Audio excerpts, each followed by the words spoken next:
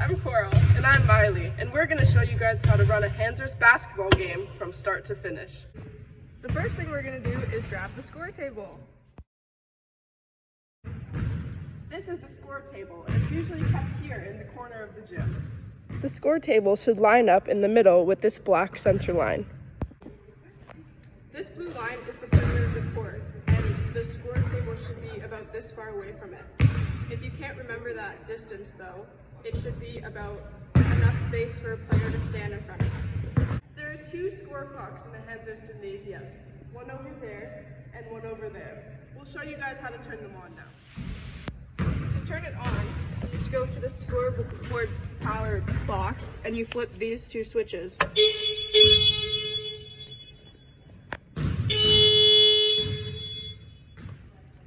For this score clock, you go to this panel and flip the switch on. To assemble the table, first, flip this part over. Then, grab this metal bar. And finally, flip the white part down. This is what we use to bring down those hoops. Use this button to move it down and this one to move it up. These two buttons can be used to switch between hoops.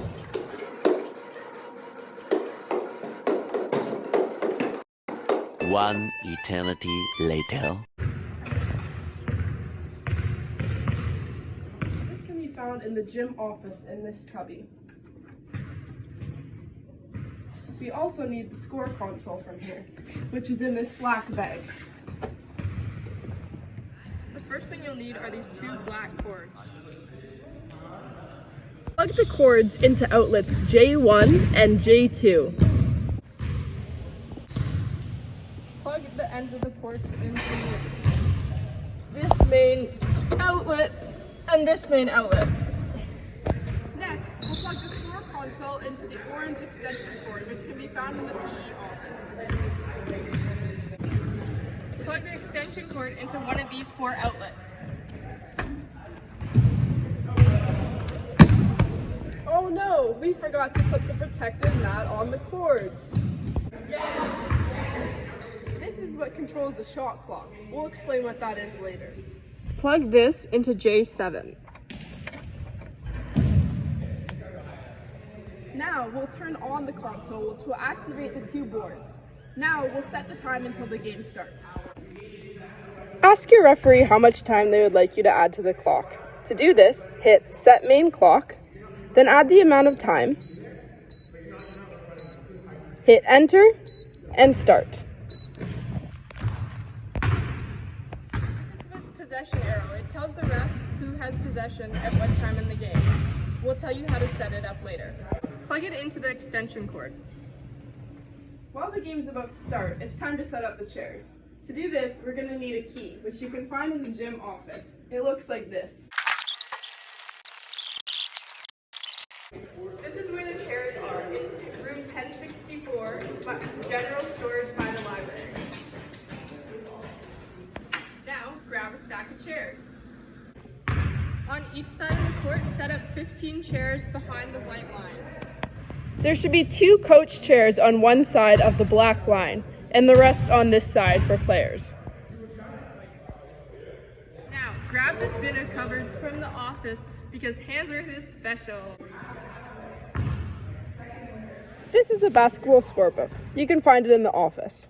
First, we need to put in the game, and the division and where it's played at, and on what date. Next, we need to put in the 2 teams that are playing. Carson is visiting, and Handsworth is the home team. Now, you need to write the players' first and last names with their number. Get each coach to star off their starting players and sign at the bottom. Now the game is ready to start. There are 4 quarters, and for senior games, each quarter is 10 minutes. For any other game, it's 8 minutes. Now, the ref will do a jump ball in the middle. If this side gets possession, flick the arrow this way. If this side gets possession, flick it that way. If you're doing the score console, start the timer now. There are 3 people working a game. 1, the scorebook, 2, the score console or the timer, and 3, the shot clock.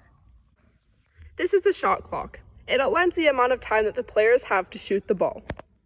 If the player doesn't shoot in time, the clock will run over.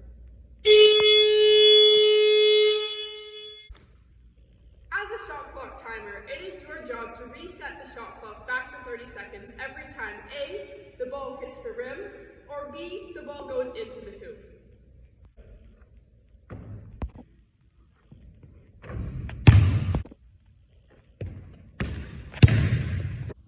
You can reset the shot clock back to 30 seconds by hitting reset 1.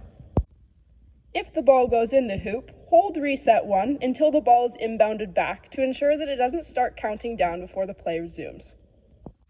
Sometimes, when the ball is inbounded from the same side in which the team is shooting, the ref will ask you to set the shot clock to 18 seconds.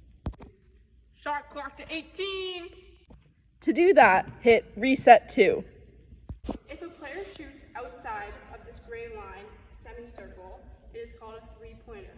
If a player shoots anywhere inside the semicircle, it is a 2-pointer. But if you can't tell, you're in luck. If it's a 2-pointer, the ref will put up 2 fingers. If it's a 3-pointer, they'll do this, put both arms up with 3 fingers.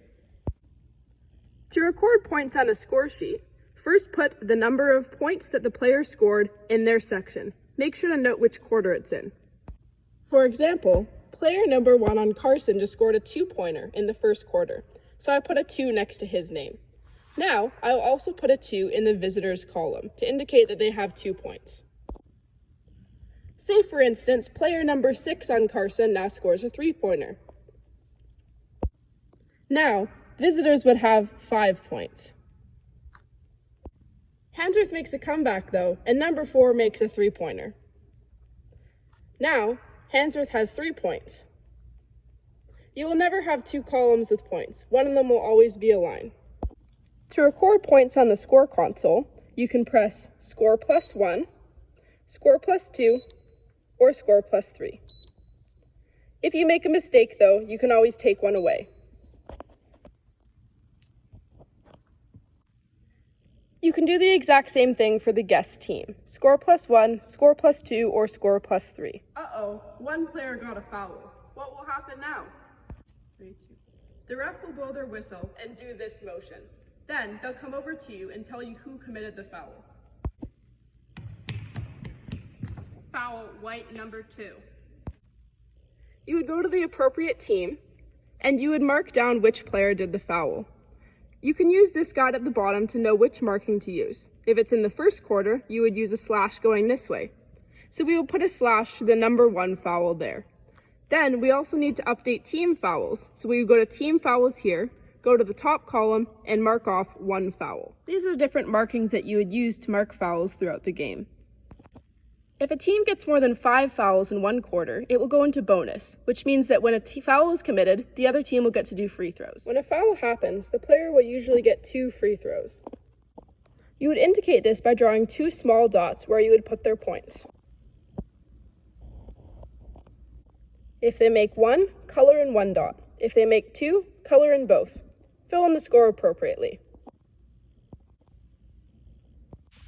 If a player gets more than 5 fouls in the whole game, that means they're kicked out, and you must let the ref know by blowing the horn. When recording fouls on this console, press Team Fouls plus 1. When players want to sub, they will come and kneel in front of the table. Then, when the ref blows their whistle, they will indicate for the players to come on.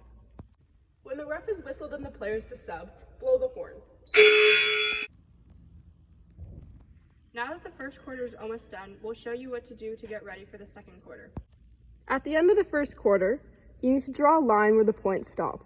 The score is 12-7. Now you have to check that the scores add up. Write the total score.